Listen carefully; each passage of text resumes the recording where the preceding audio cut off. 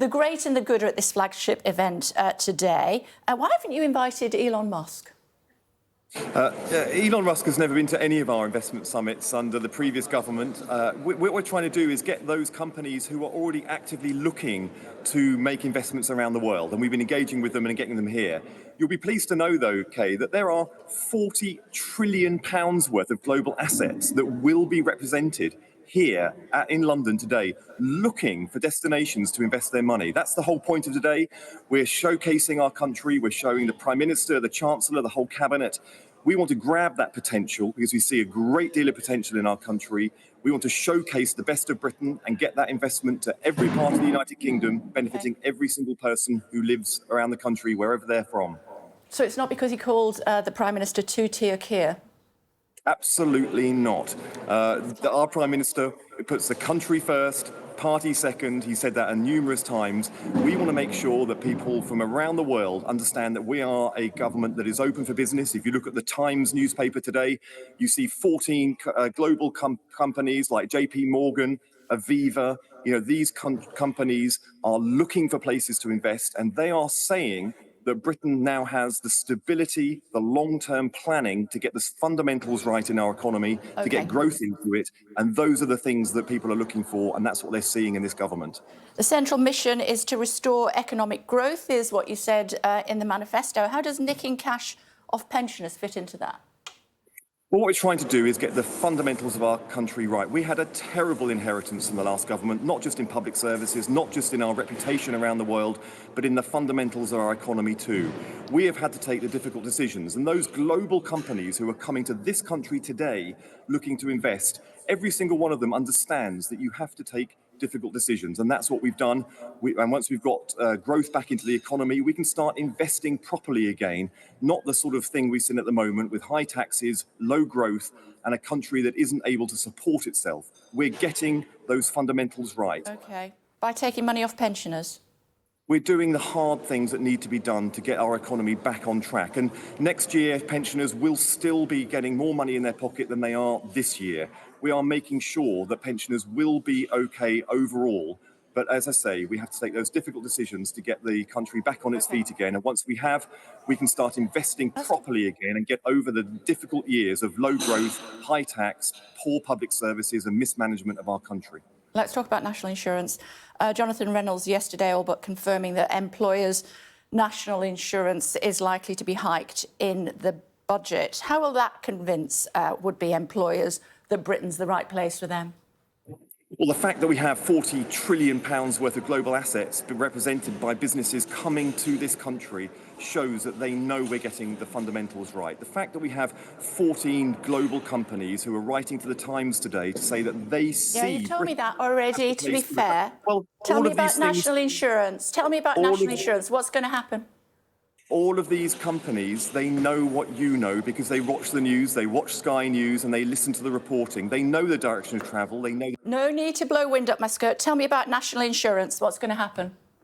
I can't, because the budget is the week after next. And Kay, we shouldn't waste time talking about something that hasn't happened, and I cannot announce at this moment. Let's talk about something that has happened. I don't know the... OK. You talked about the country before party is what Keir Starmer stands for. 471 people arrived on small boats on Sunday, 142 the previous Friday. The Prime Minister talked about smashing the gangs and securing our borders. How's that going for you? Well, we have, over the summer, we have set up the Border Security Force. We have appointed the chair for it. We are bringing in all of the powers that's needed to tackle it. And also, you saw Yvette Cooper spending a lot of time over on the continent meeting her colleagues over the summer. And at the G7 meeting, there was a lot of conversations just last week about it. We are doing what it takes to get the fundamentals in place, to get the rules and the investment where it's needed to tackle this issue. We will tackle this issue. We never said it could be done quickly. We never said it would be easy, but we will do what it takes. And the last government put all of their stock into a gimmick that could never work. We are making sure we're investing in those policies, those investments, and setting up the structures that can tackle this issue at root. Tell me about P&O Ferries. What's going on there? Is it a rogue company? Back then, when P&O made those sackings, I spoke out about it, and I think the country was appalled too. But we've all turned a corner since that time. Just last week, we introduced workers' rights legislation, which includes maritime activity too, and P&O and its parent company, DP World, signed up to it. That means we're looking to the future.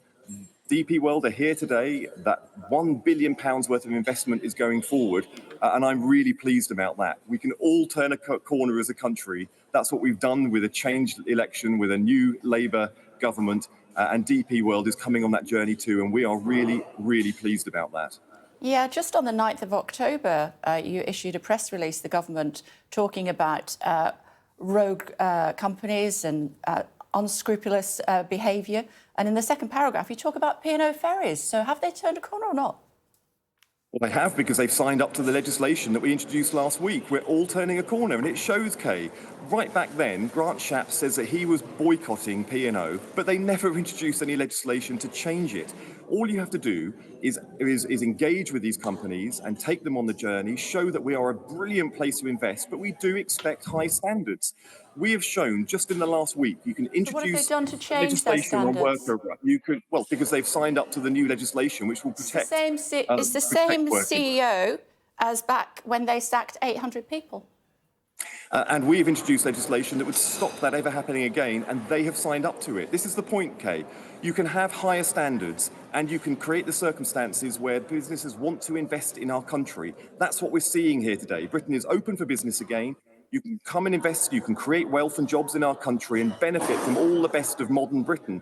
But we do expect high standards with it. There is no competition between high standards and potential investment in our country.